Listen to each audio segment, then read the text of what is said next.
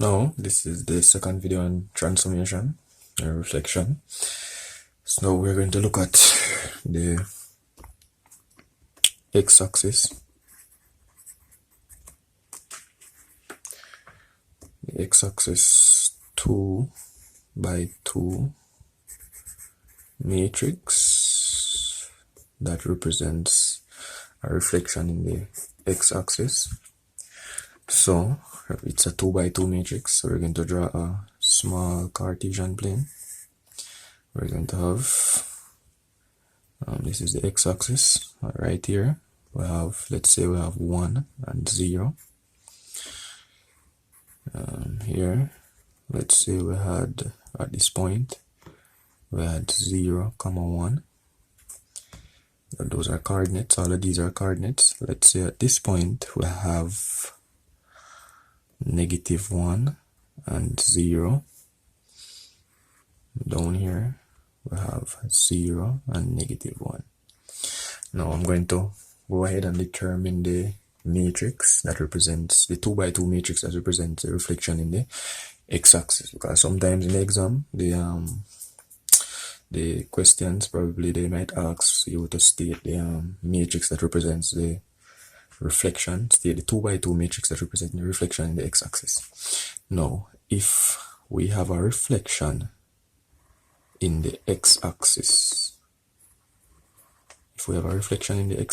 remember this x-axis would become the mirror line or the axis of reflection. So if we have a point on this mirror line, any point at all on this mirror line, it would be an invariant point, meaning this point would move any at all. So it would become an invariant point, so we cannot really move this point. So the 2 by 2 matrix, we cannot move this point, so the coordinate for this point would be 1 and 0. Now after we finish with the x-axis, we move on to the y-axis. So remember, we're doing a reflection in the x-axis. Now if we have a point on the y-axis and we're going to reflect it through the x-axis, so this point for example, if I should reflect it through this axis of reflection or through this mirror line, remember the same distance from the image point, from the object point to the mirror line is the same distance from the mirror line to the image point. So I'm going to repeat that. The same distance from the object point to the mirror line is the same distance from the mirror line to the image point. So let's count this. So it count 1 down to the mirror line, so it's 1 down from the mirror line. So the coordinate for this point would be 0 and -1. So if you realize, we don't write down the coordinate where we start, we write down the coordinate where we stop. So this would represent the matrix for the x-axis reflection. Now let's look at the question that we did before and see if this matrix would actually work. So let's see the coordinate for B. The coordinate for B, remember when you're stating coordinate, we always list the x value first and then the y value. So the coordinate for B would be 1, right here would be 1 and 4. So the coordinate for B would be 1 and 4. So I'm just going to test 20 points. And the coordinate for C would be 3 and 1. So the coordinate for C would be 3 and 1. So I'm going to test these points B and C to see if we would get back the images of B prime, which is B prime was what? B prime was 1 and -4. So B prime was 1 and -4. C prime would be 3 and -1. 3 and -1. So let's use this matrix to determine if our values are correct with regards to the reflection that we did before.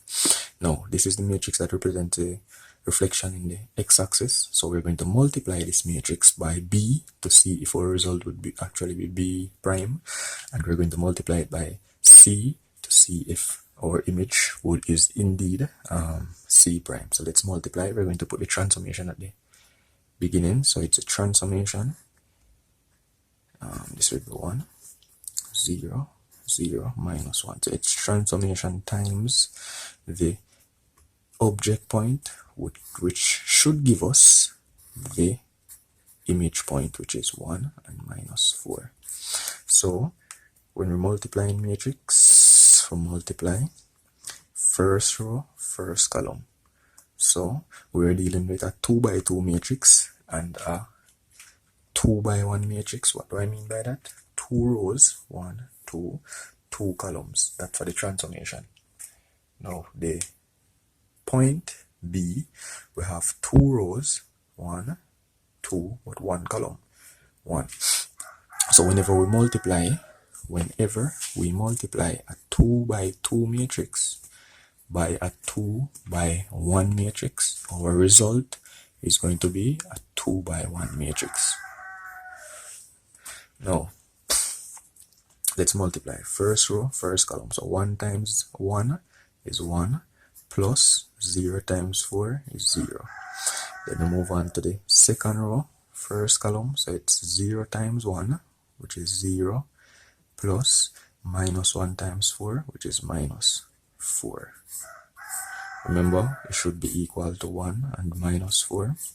So 1 plus 0 is 1, and 0 plus minus 4 is minus 4. So if you see that, our answer indeed correspond with the result that we got before. So let's test the c value, the c coordinate. So we have 1, 0, 0, minus 1 times c, which is 3 and 1.